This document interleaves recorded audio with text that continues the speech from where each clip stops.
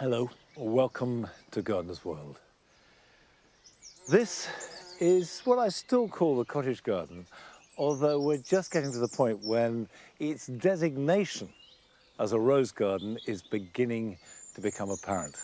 The roses that I planted last autumn are just beginning to flower. It has had its moments of glory in the past, but by sort of mid to the end of July, it fades. And now there's time to take it on to the next phase, so we get a really good summery feel that coincides with the very best of the roses, which will be in about 2 weeks' time, and then carries on. So we try and keep this garden looking good for as long as possible, and that's the challenge, really. Now, coming up on today's programme, Carol continues to show how easy it is to grow plants for free, and this week she's taking cuttings. Look at this fuchsia is just perfect. Not only is it beautiful when it's in flower, but it's just right for taking cuttings. Sue visits a garden in Carmarthenshire, which makes the most of its watery site to foster wildlife. I don't have a water feature in my garden, but maybe I should. Watching the weather run across the sky and its reflection in the ponds below is hypnotic and incredibly relaxing. We go to Devon, to a subtropical garden, and just in time to witness a rare horticultural treat. This is Puya chilensis. It's big, it's vicious, and it takes over a decade to flower. And they produce quite a lot of nectar, and it's sweet enough to drink. It does taste good. And I shall be making some topiary from scratch, as well as planting out my pumpkins and squashes.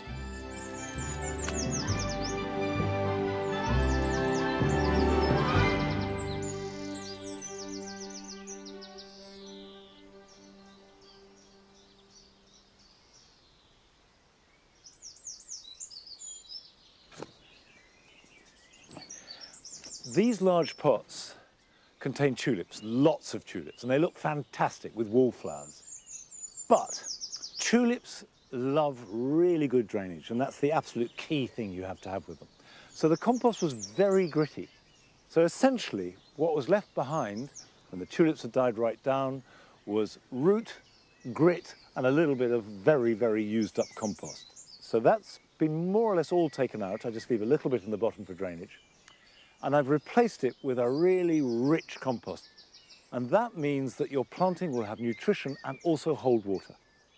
These 4 pots are key now that we've made the centre of this garden the sort of focal point that everything spins around. If you're planting any large container, it's not a bad idea to have 3 basic elements, which are a pillar to give you some height, a filler to take that middle ground, and then a spiller that will naturally flow over the edge of the container. So, my pillar are going to be sweet peas.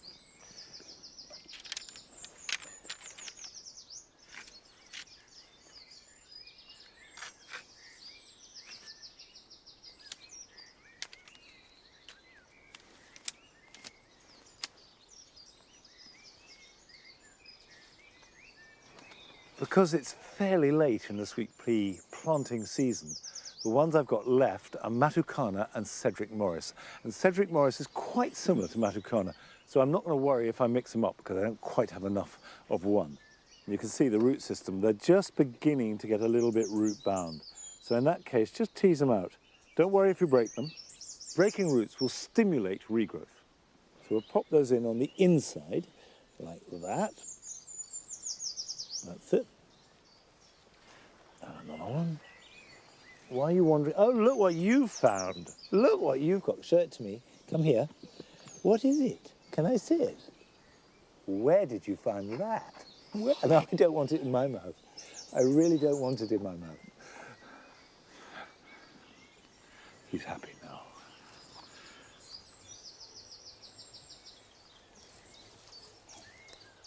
And these, of course, will grow right up and clothe, hopefully, the whole of this.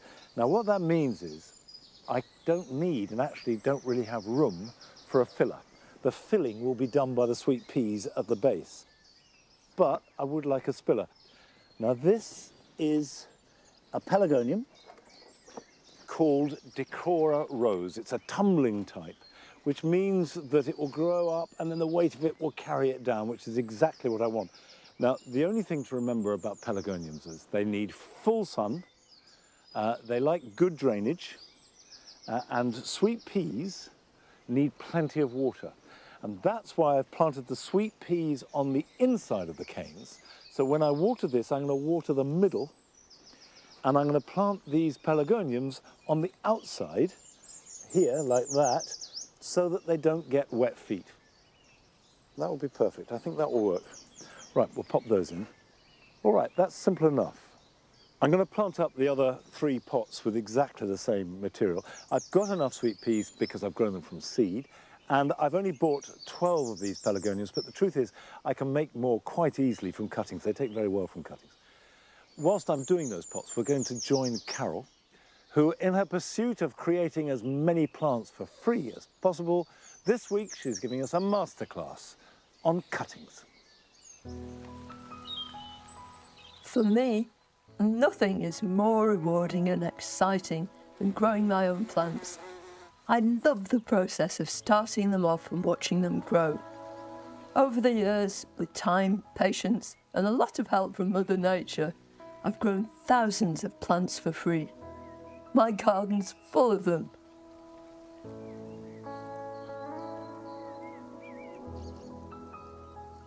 I'll tell you what, it's lovely weather for the garden, but not so good for the gardener. But it is the perfect time to start planting.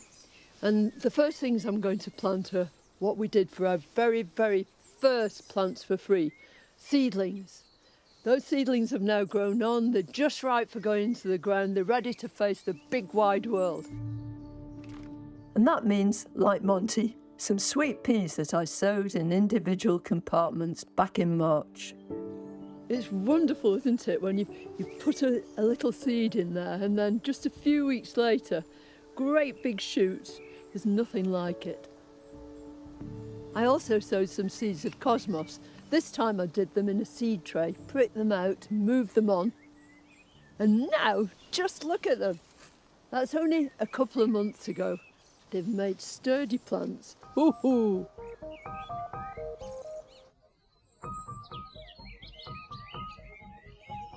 Growing from seeds is a wonderful way of making loads and loads of plants for free. But what happens if you want an exact replica, the very same plant? What do you do then? Well, you can divide it, but you only get a few plants from divisions. The very, very best way of ensuring that you're going to get just that plant and being able to produce quite a number is from cuttings. And that's just what I intend to do.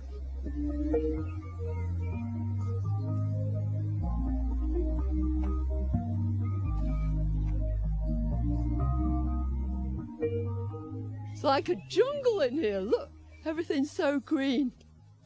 This is it. Look at this fuchsia is just perfect. Now most people think of fuchsias as being pot plants, but there are several hardy varieties which make really good shrubs, and this is one of them. It's called Mollini. Not only is it beautiful when it's in flower, but it's given me all this wonderful material, just right for taking cuttings. So out with my knife, if I can find it. I've got pockets like a Boy Scout, they're full of all sorts of stuff. I'm going to use this later. Right, I'm going to take some nice chunky pieces because I can trim them down afterwards. I'm going to shove all these into a plastic bag. Always make sure you've got one of these with you, because the moment you sever that cutting from the mother plant, it means it's not getting any moisture at all, so it immediately starts to wilt. This might not be the weather to sit out in, but it's perfect for taking cuttings, lots of moisture in the air.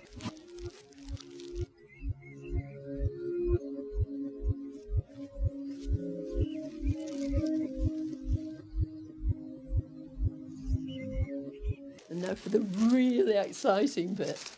So cuttings down there. Now, already I've filled these pots. I'm using clay pots, which are the ultimate in recycling, but you can use anything. Yogurt pots, it doesn't matter. As long as you make sure that they've got a drainage hole in the bottom. It's really important that your cuttings don't sit in stagnant compost. The normal way for taking any cuttings is just to cut like that. Can you see? Right under the node of this leaf. And then I'll cut just above the leaf node this time. So that's just to make sure that you haven't got a bit of stem jutting out, which will eventually rot. Right, my usual chopstick. You can use anything to do this. You can use one of those wooden things you use to stir your tea. You can use a bit of stick. And you push this cutting in just to the bottom of the lowest leaves, just gently like that, and right at the edge. Right, next one.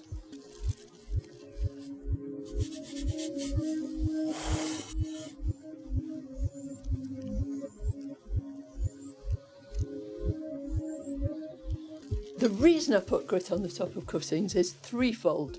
First of all, it retains moisture, and you want that compost to stay nice and moist. Secondly, it keeps weeds out. And thirdly, it makes sure that these cuttings don't rot around the top. I need to put my fuchsia cuttings in a warm, bright place, but out of direct sunlight.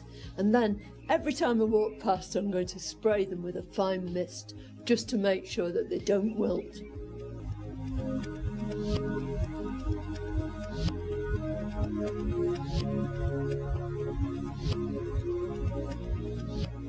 Another really good candidate for plants for free are these.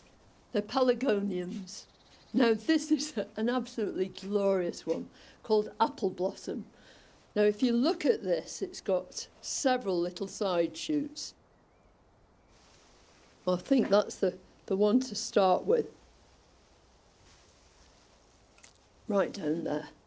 And all I'm going to do is just trim them under that leaf node again, like chopping up a cucumber. Why haven't I got my plastic bag? Why aren't I rushing to put these into it? For the simple reason that with pelargonium cuttings, you never do. At the end of the stems dry up. You want them to callus over. If I leave these on the bench for a few hours, the end of those stems will harden up. If I put those cuttings straight into compost as they are, they'll almost certainly rot.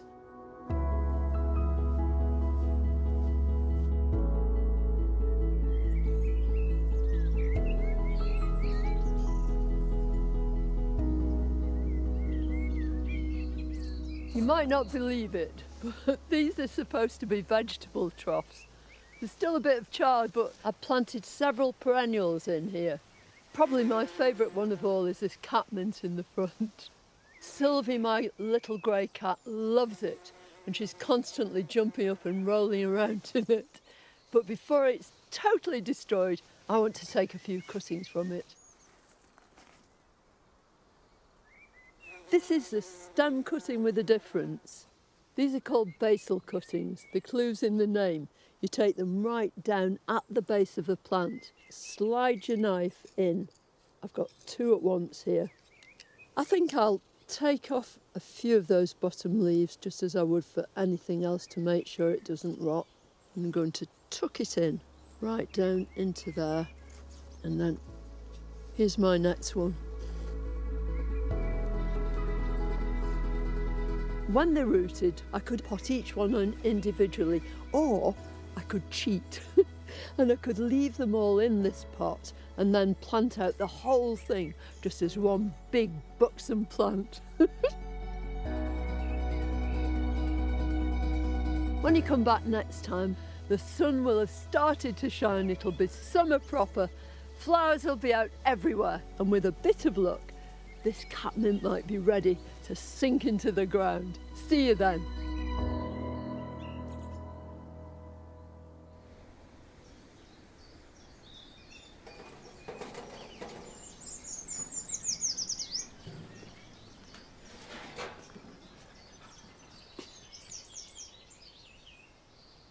Well, this area here of Longmeadow is comprised almost entirely of cuttings, because this is behind the scenes really. This is our nursery area. These oak trees, I've got them in pots lining along here.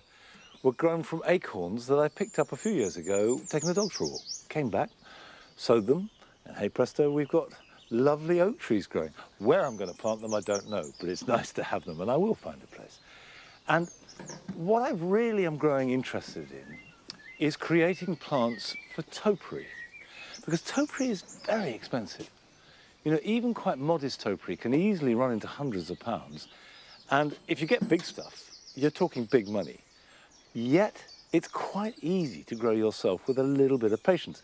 Now, what I've got here are some yew cuttings I took last autumn, and you can see there's new growth, and that's a sign that they've rooted. But in my experience, the roots will be very small at this stage, so I don't want to disturb them. I will leave these in the pot till autumn, and then pot them on, or even till next spring. And then I know the roots will be stronger and they'll be ready to be moved. So if you see new growth, don't get overexcited, but just stick with it, keep looking after them, water them regularly, make sure they've got good drainage, and they should be fine. And then I've got these, which are cuttings I took a year ago and have potted on. Now they could stay in the pots and grow on for another year, they wouldn't hurt. But if I plant them out, when they're nice and young, they will adapt to the soil, they'll get a bit more space, and they'll grow a bit stronger. So, let's start planting. Right, I'm going to put this back against the edge here.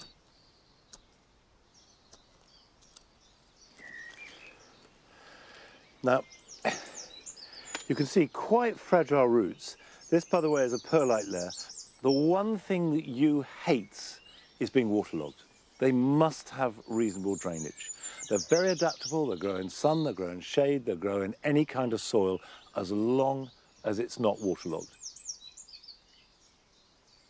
So not too close, you want room for them to grow. Pop that in like that. There we are. And that will grow through. Well, of course, the most topiary I've got is dogs, because in the cottage garden we've got topiary Nigel, we've got topiary Nellie coming on, although the other day my daughter said it looks more like an anteater than a dog, but there we go, it's got time. And I planted topiary Ned last year, and it's fun, it's fascinating, and it's free. Now, I want to get the rest of these in the ground, and while I'm doing that, we're going to go down to South Devon, to Overbeck's garden near Salcombe. And the head gardener there, Chris Groves, is growing an amazing variety of plants.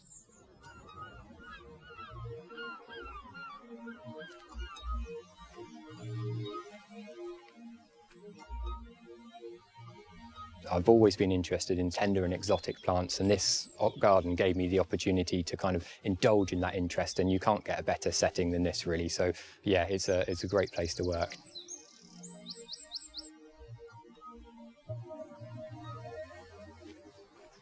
I've been head gardener at Overbeck since 2017, and when the job offer came in, it's one I couldn't really resist. The garden here is about 3.5 acres. We're just 80 metres above the sea, overlooking the Salcombe estuary, and one of the most southern points in Devon. The garden is quite literally cut into the cliffside. We've got a woodland protecting us a little bit as well. Because of its position, the garden is pretty sheltered. We don't have too much in the way of frosts here. So we're very fortunate to be able to grow a wide range of plants because of the wild climate. It feels like you've been transported off to kind of distant lands, or that you're not even in the UK or anything, and that's part of the magic of the garden, really.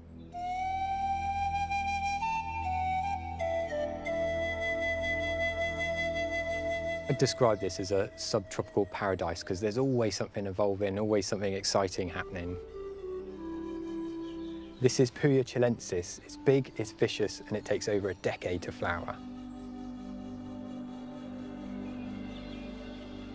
The reason we've managed to be able to grow the Puyas here is probably partly down to the mild climate. They won't take much below sort of -5, -7, and also because they come from the hillsides of the Andes in South America. They come from quite arid regions, and they don't like too much in the way of wet winters in particular, so they need a sunny sort of free draining position, and they're certainly able to get that here in this garden with its sheltered microclimate. But it's only the second time in 17 years that the Puya on the cliffside has flowered.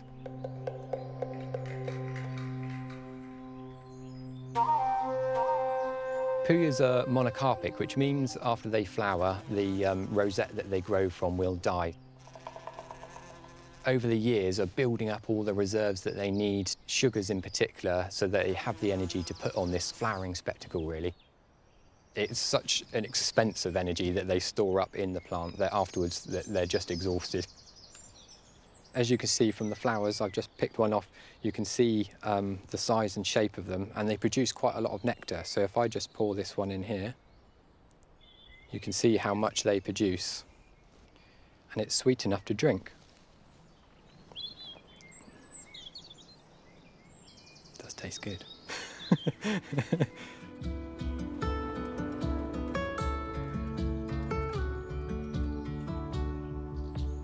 The garden was laid out about 1895, so that's when the initial framework of the garden was laid out. So we saw the terracing, the retaining walls being built, but we saw the first plants being planted about 1900 or so. The Trachycarpus palms going in and tree ferns, those sorts of plants. So it must have been recognised that the microclimate within this area was capable of growing those plants for those to be such an early introduction to the garden. And they form the framework of a lot of the garden you see today. Although it's about 3.5 acres, it's made up of a lot of smaller compartments and areas. We have quite high rainfall here in Devon, so we have to be mindful that some of those plants won't like those wet winters. So we've used some Mediterranean plants, then mixed in other plants which are a little bit more tolerant of those damper conditions. So they give us some evergreen colour and structure, like this Coposma here, Pacific Dawn. This comes from New Zealand. And then other plants with structural and form and texture to them to kind of bring the design together.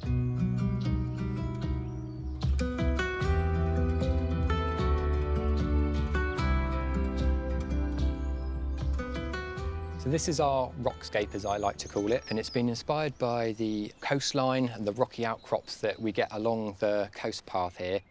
We've used stone from around the site and laid it round the outside and then created basically like a little raised bed for free draining plants to be planted in. So a lot of these are cultivated forms of what grows on the coastline. So we've got this lovely armeria here. We've also got thyme and some self-seeders like the verbena and the evening primrose, which is seeded itself. And it allows the plants to kind of drift beyond the rocks and kind of blurs the outline of just having the rockscape itself.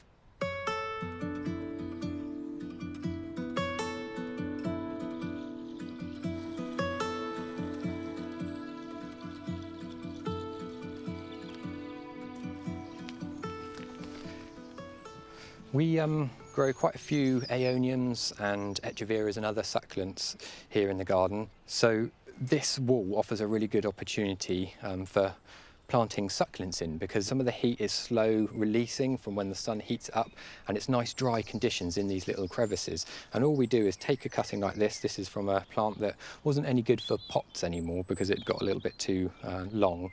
And we've cut that off, and we can simply just place that one in there. So it's nice and firm, and we can expect that to then just send out roots without having to water them or anything. And this is another variety here. This is Aeonium Phoenix Flame, which is one that does quite well outside with us. It's got the right conditions to grow and really adds to the character of the wall.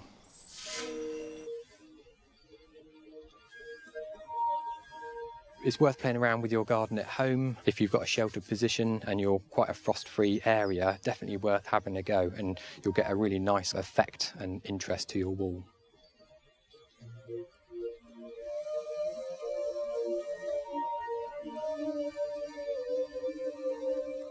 When people ask about colour in the garden, they're often meaning flowers, but actually there's a lot of diversity in the colour, the texture and the form of the foliage of the plants, and that plays a really key part in the garden. The foliage is there for most of the year, so you want it to look good even when they're not in flower, and that's really important here.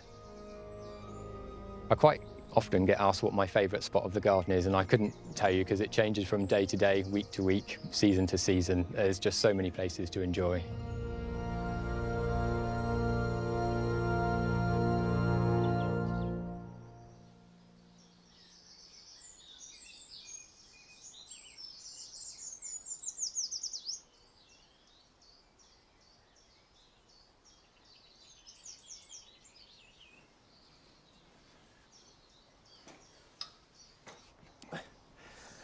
Well, the last time I saw a Puya growing was in Chile, but I hadn't realised that they took so long to flower. Now here in the big greenhouse, we're entering that summer season where we've got lots of things going on, but what I'm doing is just tying up some bamboo to train this peach. I planted this last year. We got some peaches off it, and you can see plenty of fruit coming through, but I'm just going to start training it very gently into a fan shape, and that will make it more two-dimensional, and that means that the fruit will be more exposed to heat and sun, so it should ripen better. This is a little bit ad hoc, but I think it will work. So that goes in there. I don't want damage for fruit. Look at that. Isn't that fantastic? When you grow anything in a fan shape, you're essentially encouraging growth at 45 degrees.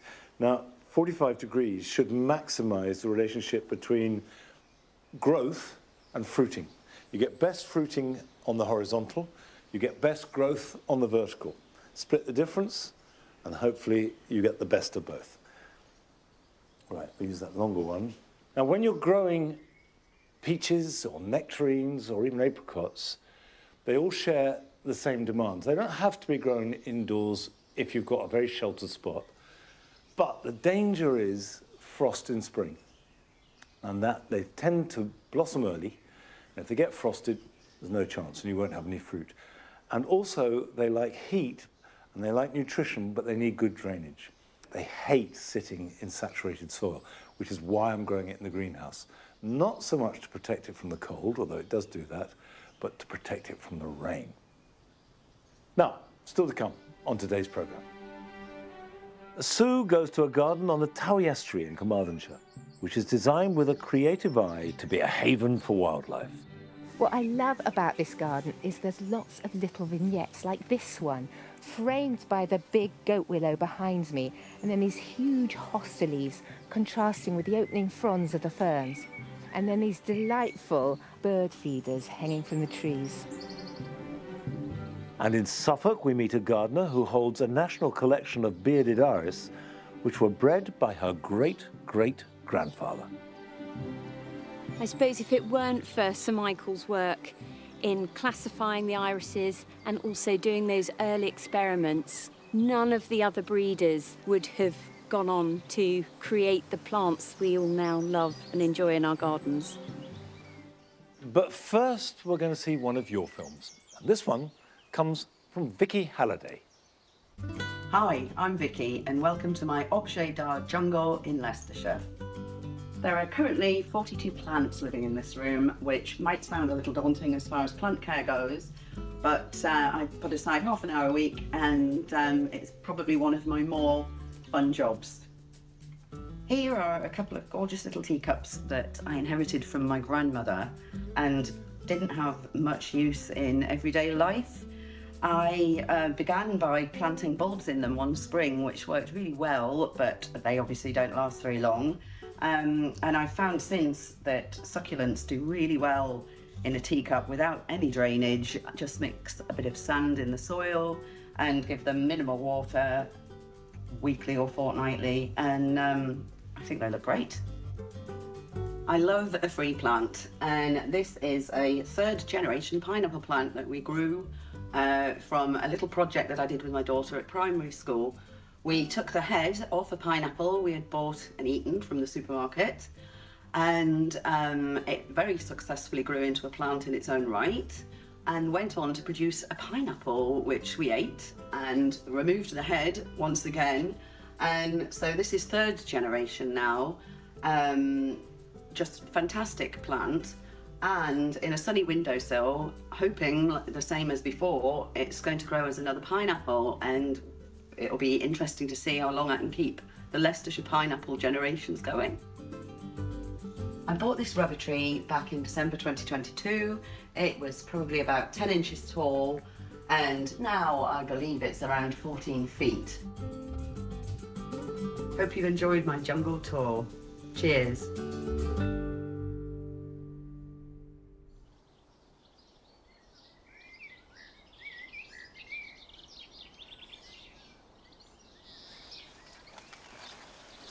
I have to say, Vicky, I like the idea of the third generation of Leicestershire pineapples.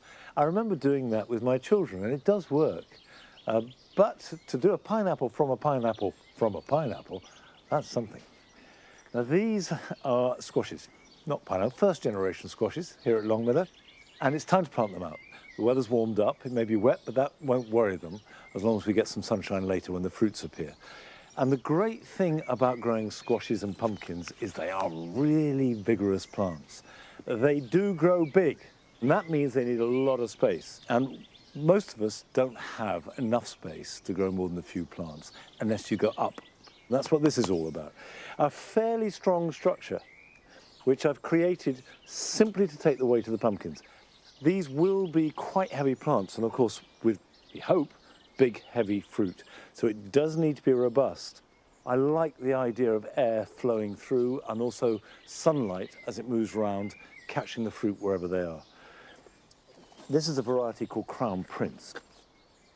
The reason why I've focused on Crown Prince this year is because it's just a really good all-rounder. It's beautiful. It's got a lovely grey-blue skin, bright orange flesh, stores well, and tastes delicious. So therefore, what's not to like? And whatever variety you're growing, they will need at least a metre in each direction. And I mean at least. If you can give them twice that, so much the better.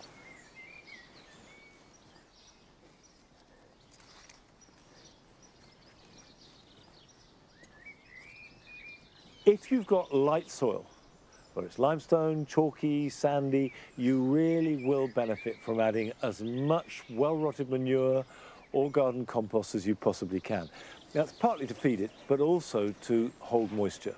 The worst thing that can happen to squashes and pumpkins is that they dry out. They need food and they need water. In you go. They should be ready to harvest round about the end of September at the earliest, if it's a very hot summer, but more likely in October. While I'm planting the rest of these, it's time to join Sue, who's travelled to Carmarthenshire to visit a garden attached to a house that is built on stilts.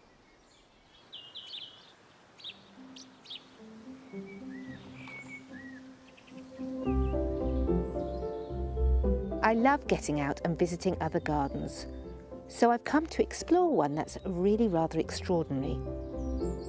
I think there's going to be plenty here to inspire me.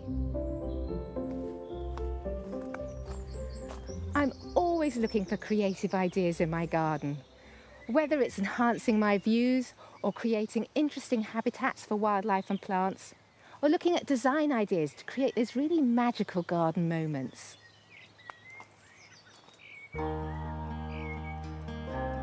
This garden is very artfully woven all the way around the wooden house which sits on stilts with a magnificent pond as its centrepiece.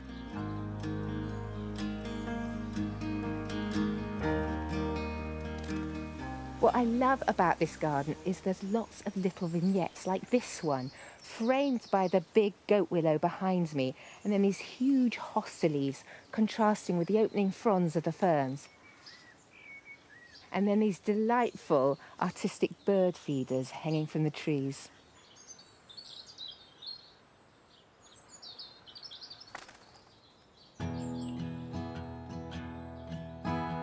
The wooden house that sits in the garden was built in 1960, but it was after 1998, when textile designer Paula and her husband Ian moved here, that the garden was reimagined into this stunning biodiverse site.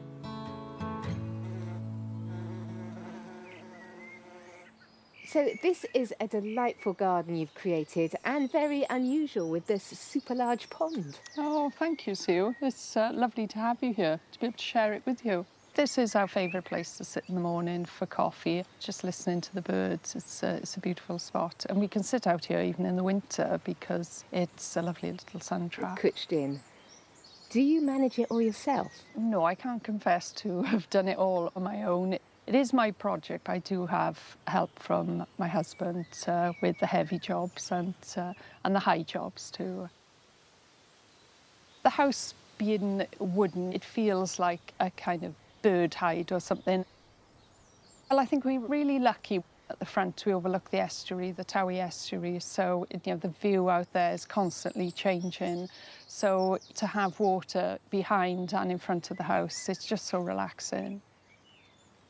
When we bought the land, it was just all overgrown with brambles and nettles and goat willow. So we knew there was potential out here. We could see that there was some trace of a pond behind the house.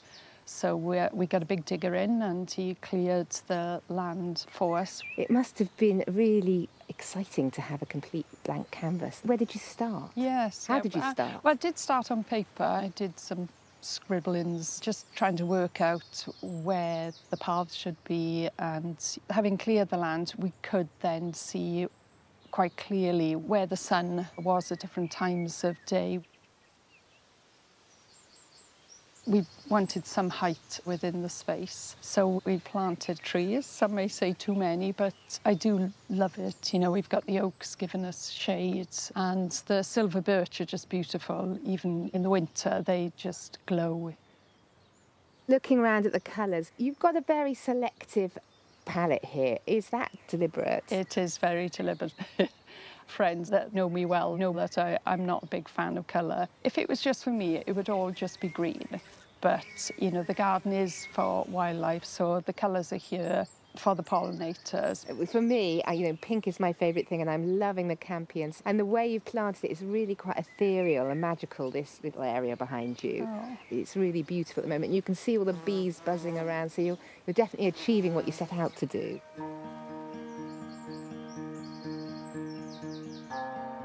We do have a resident family of moorhen. Do they help with the slugs? I don't know if they eat the slugs. They eat everything else. I'm guessing it wasn't difficult to create a bog garden here. No, it is naturally boggy, and some of these plants were here already, like the iris pseudochorus.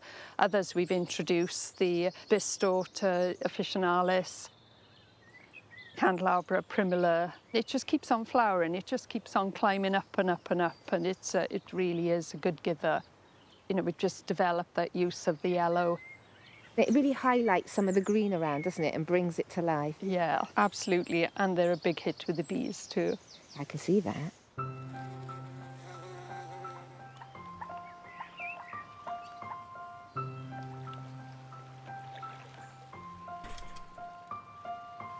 I don't have a water feature in my garden, but maybe I should. Watching the weather run across the sky and its reflection and silhouettes in the ponds below is hypnotic and incredibly relaxing.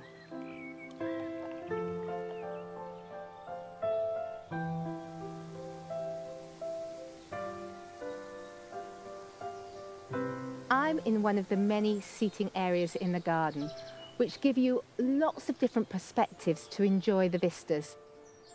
Gardening on a gradient like this is a bit like having an amphitheatre full of plants, and so you can see them all in their glory. And viewed from the bottom, it's like one massive tapestry of colour and texture. But having big borders like that can be difficult to maintain on a slope.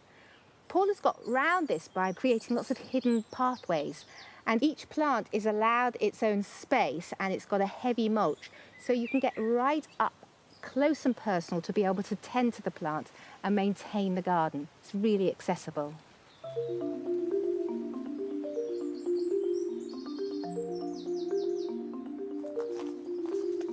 On the other side of the garden at the front of the house, Paul has created something quite different. Listen to that lovely crunching sound of cockle shells beneath my feet. Paula's a woman after my own heart, as I have used these in my garden. It's a waste product of the Welsh cockle industry, and it really gives a lovely beachy feel to this whole area, which was inspired by Prospect Cottage by Derek Jarman in Dungeness, and it's one of my favourite gardens too. It uses silverleaf plants such as stachys and santolina repeated throughout, and it also uses marine salvage, which I love. And I particularly like these driftwood uprights. I've been collecting some driftwood and didn't really know how to use it, but this has given me some great ideas. And over here, they've really upped the ante with this massive cardoon. Again, it's a big display of silver leaves. It's not yet reached its final height. It's going to grow much bigger. So it gives it a real structural element. It brings height to the garden, and it'll have these massive flowers.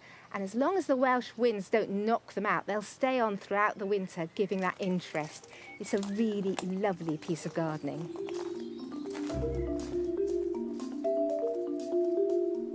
I've really enjoyed exploring this amazing garden. It blends beautifully with the surrounding green, watery estuary landscape. It's given me so much to think about for my own garden.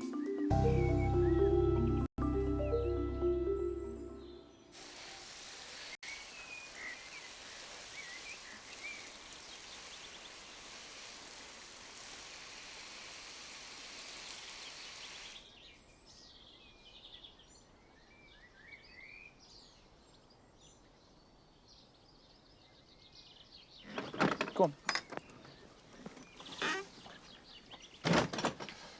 I was very taken by Paula's comment that she would have been happy with a garden that was entirely green. And it is interesting what we take for granted. We assume that colour is good and that somehow green is a lesser colour or background colour. And of course it isn't. There's more variety of green than any other colour. And of course, every single garden depends upon green as its basis that everything else is set against. And I like the idea of an all-green garden too. Certainly here in the dry garden, it's pretty much all green at the moment. And I want to add a bit more green to that mix. This is a bay tree. Now, in a sense, it goes against what I was saying earlier about topiary. Because it's all to do with replacing the olive that I had planted in here. Olive trees in this climate are always a bit dodgy, and certainly it didn't survive last winter. Now, I was going to dig out the roots and plant another tree in its place, but to do so would cause so much collateral damage, I've decided to put this bay temporarily in a pot on there to give myself that height. And then I'll dig out the roots of the olive in the winter when all this has died back. Now let me show you these. This is a pot, it costs £9, full of little bay plants. And if I take it out of the pot like this and tease out one of the plants, if I just separate the roots out, trying not to do too much damage, here we go, this one. There you can see that is a perfectly healthy little bay seedling. If I pot that up or put it outside, that will grow on, and I can grow and train a piece of topiary like this in the fullness of time. It just so happens I know that this is 7 years old, so it would take 7 years to go from this to that. But for the moment, bay isn't ridiculously expensive, and an awful lot of people buy bay lollipops like this and have them outside their front door or out the back or whatever. And it's a Mediterranean plant, so it must have good drainage. And that's why I'm going to put it in a pot, because if I put it in the ground, A, it's too wet for it here, and B, we've had lots of bay killed by extra hard frost. So, I've got this lovely pot, and I'm going to put this in a position before planting it up, because it's heavy. There we go. I've mixed up a compost mix of 50% grit. That's a lot. It's really gritty, really free draining. I've added then 25% sieved garden compost, so that's going to give it some goodness, and then 25% Acoya-based compost. So very free draining, but with some goodness added to it.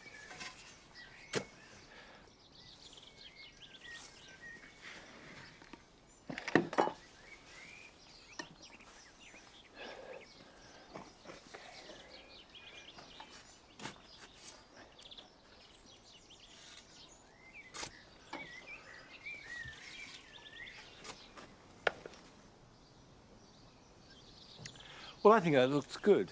And it adds another shade of green to the garden, and that's all good. However, we've still got spots of colour, particularly from the irises. And talking of irises, we're going to Suffolk to join Lucy Skellorn, who grows irises that are of a pedigree that she has inherited from her ancestors. Irises are just magical, and I just find them utterly stunning. I suppose the passion for irises is in my genes. My great-great-grandfather was Sir Michael Foster, and he's often referred to as the father of iris breeding. We had this large painting of him, a portrait, which I remember growing up, and that was the only image I had of him. And yeah, it wasn't till we started emptying the family house, and we'd been there for nearly 50 years. I found a lot of photographs and letters and some books. Sir Michael Foster was actually a scientist, and that's how he got his knighthood. But it's actually his work in irises, for which he's best well known. He started a collection at his house in Cambridge. He would collect species from all over the world. So Sir Michael bred about 68 cultivars of bearded iris. Mum had made some steps to try and find some of the irises, and I have 14 in my collection. Many of his cultivars are over 100 years old, so yeah, they're increasingly a hard find. And it was 2018 when I was awarded National Plant Collection status. You know, I hope she'd be proud with what I'm now doing. So this iris is one called a mass, which Foster collected in 1885. And it is a tall bearded iris. You can see here that bright orange little beard sticking out. And then the 3 petals hanging down are called the falls. And then the 3 upright petals are called the standards. He saw that in a mass there was stronger stems, there was more velvety petals, there was more flowers per stem. And so he used that to create new cultivars. Many of Foster's irises that he bred, he named after friends and colleagues and people he admired. This one's named after Queen Caterina of Cyprus. And I have one over here called Mrs. Allen Gray. Mrs. Allen Gray was actually a suffragette. She represented the Eastern Counties, was friends with Millicent Fawcett and Emmeline Pankhurst. So has, you know, a very interesting history as well that goes with it. Irises in this collection are more delicate looking. They are perhaps more smaller flowering than the big blousy ones that we perhaps see in more modern cultivars. But it's actually for those qualities I really appreciate them. I find them much more beautiful and slightly more understated. This is an iris called Loppio, which was actually collected on the banks of Lake Loppio in Italy. And it has this delicious spicy scent. I'm on quite heavy Suffolk clay soil here, which isn't ideal for irises. But what I do, before I plant, I incorporate plenty of grit, compost. And as you can see, I've also got them in these raised beds, which really helps with drainage. They love good drainage. Very important when you're planting irises that you always keep that rhizome on the surface of the soil. And if you can, position it so the rhizome is facing the sun, the south sun ideally, so it gets a really good baking. So you can lift and divide irises 6 weeks after they flower onwards, and these are the ones I'll be saving, the ones with the new growth on them. And it's these central ones which will be dead, and I will, when I dig the plant up, I will literally snap those off and discard them. You can also see here I've had a touch of leaf spot this spring. It has been a very, very wet spring, and the leaf spot is a fungal spore. So when I dig and divide these, I will be very fastidious in taking away any diseased leaves and not putting them on the compost, but discarding them completely, because this will survive through the winter.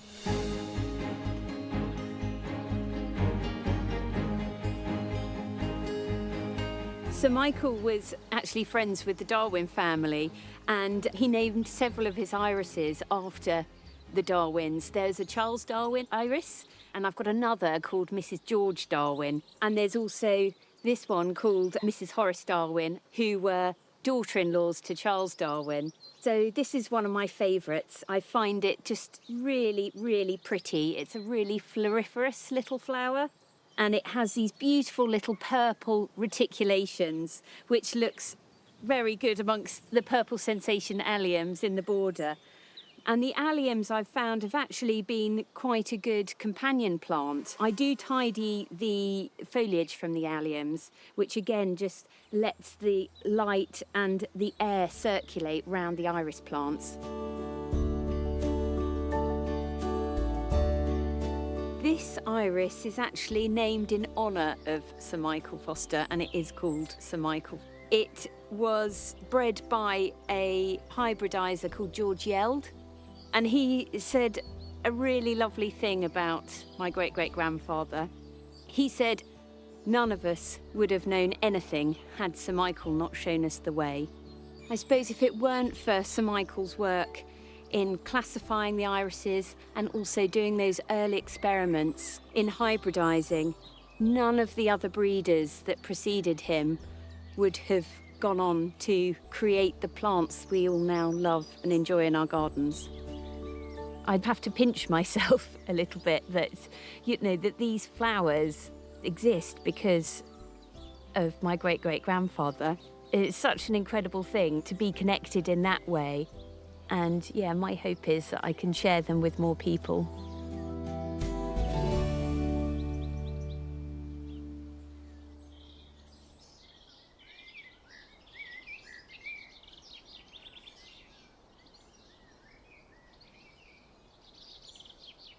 Now, of course, because that's a national collection, they are accessible to the public.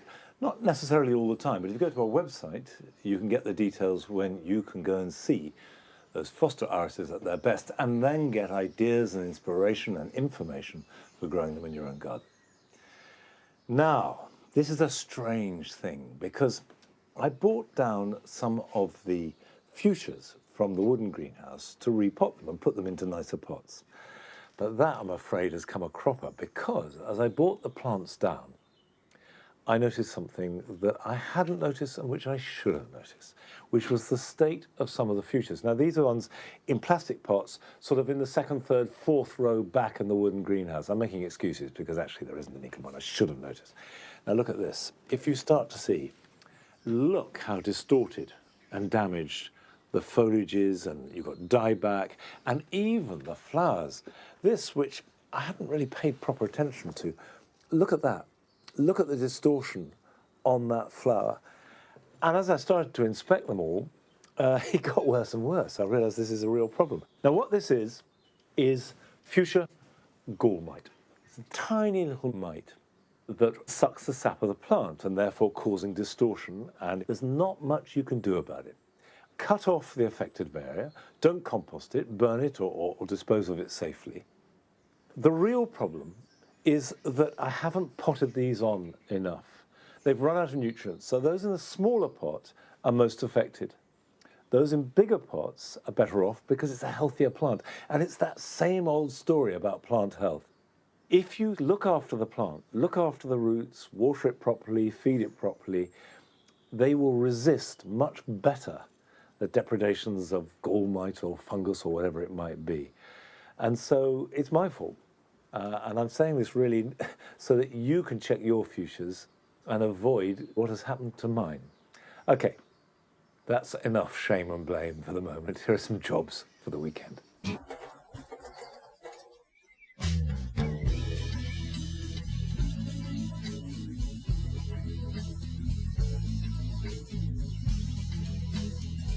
When they're in flower, forget-me-nots are a glorious blue haze. But as they turn to seed, they don't look so good. So pull them up and take them to the compost heap, and this will create room for further replacement planting. But leave a clump or two and let these set seed. and then the seedlings can be spread around the garden later in the year. And don't worry if the seeds stick to you, they're bound to do that, and that's one of the ways that they disperse.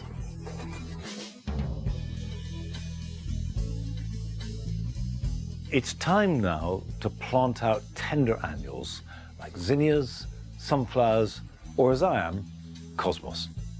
You can, of course, plant them straight into a border or into a container like this. And here's a handy tip. For cosmos, use a very poor quality compost mix, and that will encourage less growth but more flowers.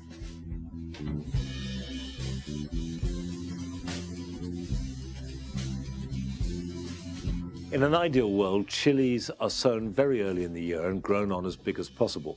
But if you have plants that are a little bit smaller, sown later like I do, it's still worth potting them on. Don't transfer to too big a container, but mix up a free draining compost and plant them so that there's about an inch of extra space all around. And then when you finish, put them somewhere as sunny as possible, and that will help develop the fruits.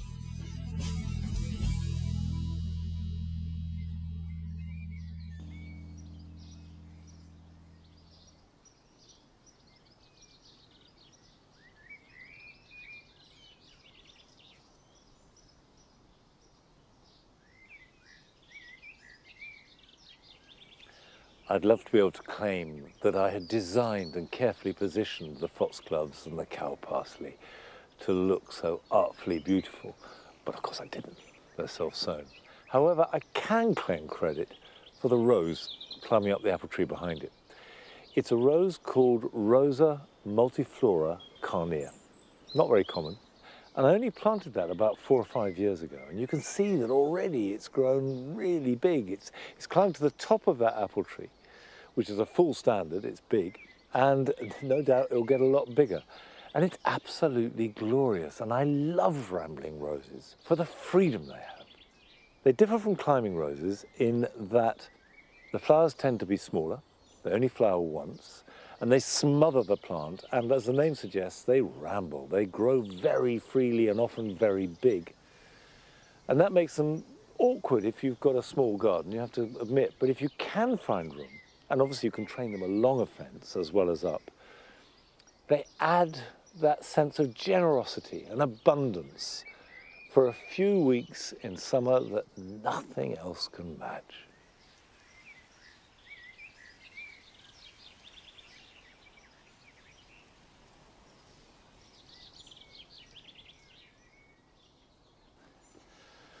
Well, I'm afraid that's it for this week. And next week, I shan't be here at Longmeadow, but joining the rest of the team at Gardener's World Live, where, amongst many other things, we'll be able to see Adam's garden fully realised. So that will be at 8 o'clock next Friday. Join us then. Bye-bye.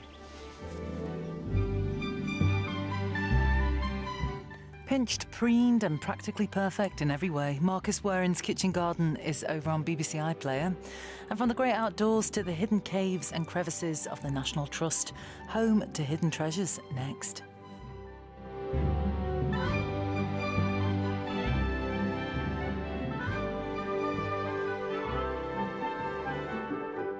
When people ask about colour in the garden, they're often meaning flowers, but actually there's a lot of diversity in the colour, the texture and the form of the foliage of the plants, and that plays a really key part in the garden. The foliage is there for most of the year, so you want it to look good even when they're not in flower, and that's really important here.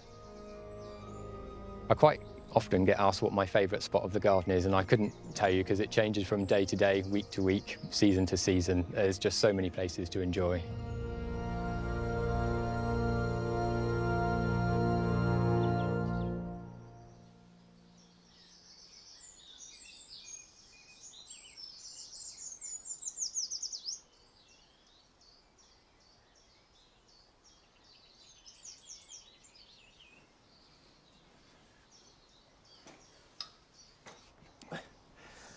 Well, the last time I saw a Puya growing was in Chile, but I hadn't realised that they took so long to flower. Now here in the big greenhouse, we're entering that summer season where we've got lots of things going on, but what I'm doing is just tying up some bamboo to train this peach. I planted this last year. We got some peaches off it, and you can see plenty of fruit coming through, but I'm just going to start training it very gently into a fan shape, and that will make it more two-dimensional, and that means that the fruit will be more exposed to heat and sun, so it should ripen better. This is a little bit ad hoc, but I think it will work. So that goes in there. I don't want damage for fruit. Look at that. Isn't that fantastic? When you grow anything in a fan shape, you're essentially encouraging growth at 45 degrees. Now, 45 degrees should maximize the relationship between growth and fruiting. You get best fruiting on the horizontal, you get best growth on the vertical. Split the difference, and hopefully...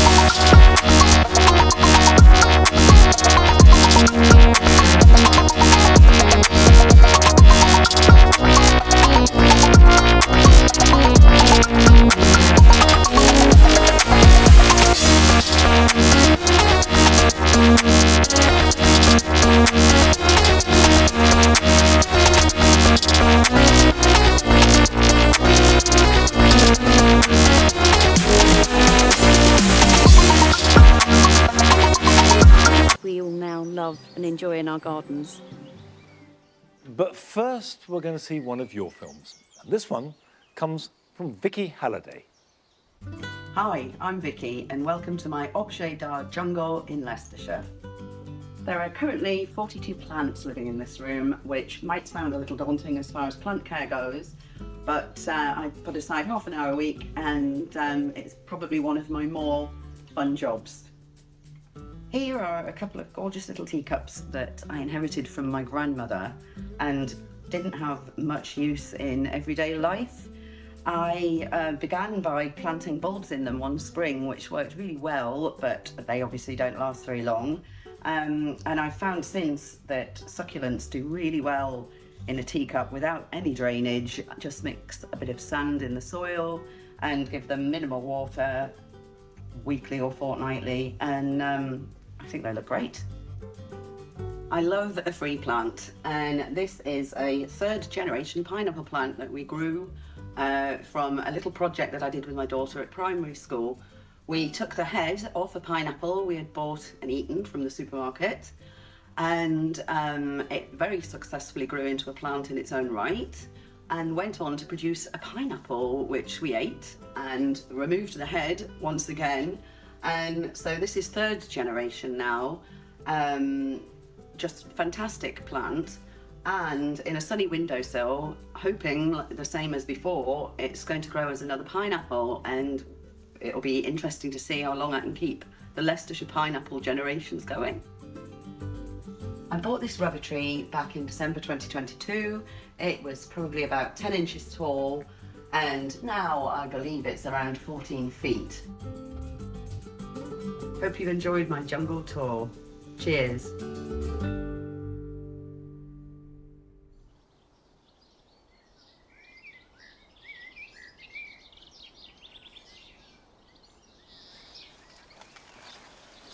I have to say, Vicky, I like the idea of the third generation of Leicestershire pineapples.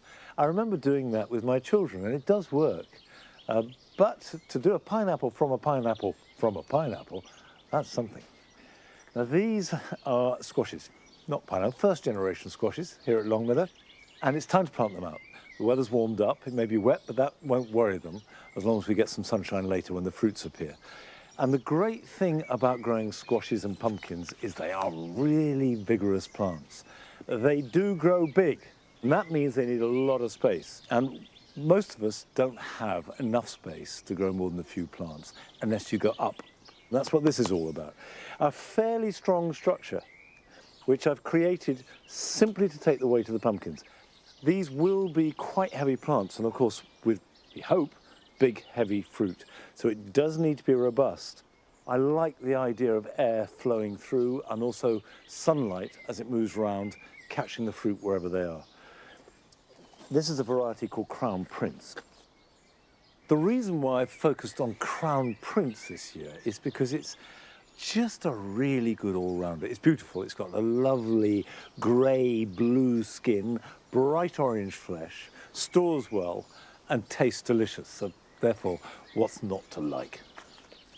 And whatever variety you're growing, they will need at least a metre in each direction. And I mean at least. If you can give them twice that, so much the better.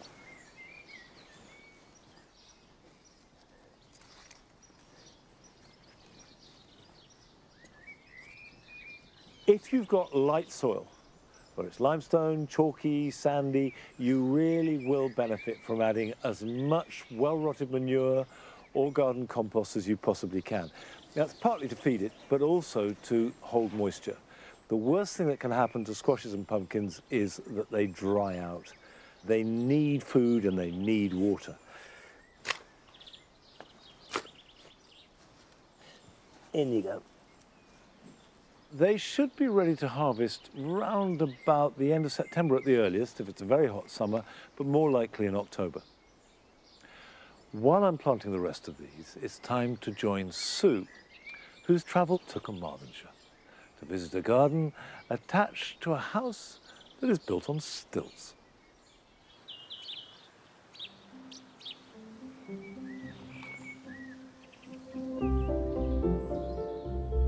I love getting out and visiting other gardens, so I've come to explore one that's really rather extraordinary.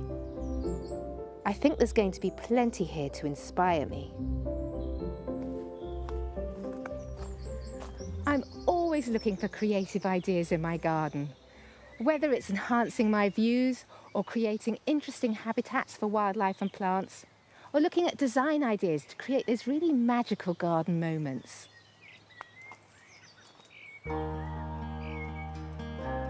This garden is very artfully woven all the way around the wooden house, which sits on stilts with a magnificent pond as its centrepiece.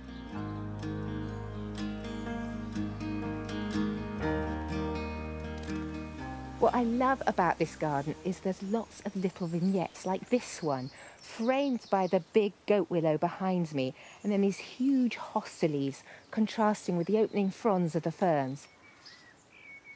And then these delightful artistic bird feeders hanging from the trees.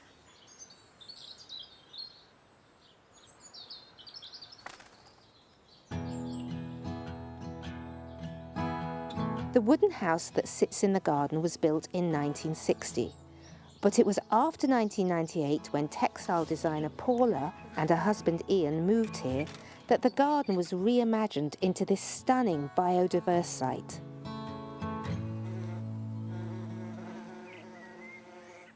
So this is a delightful garden you've created, and very unusual with this super large pond.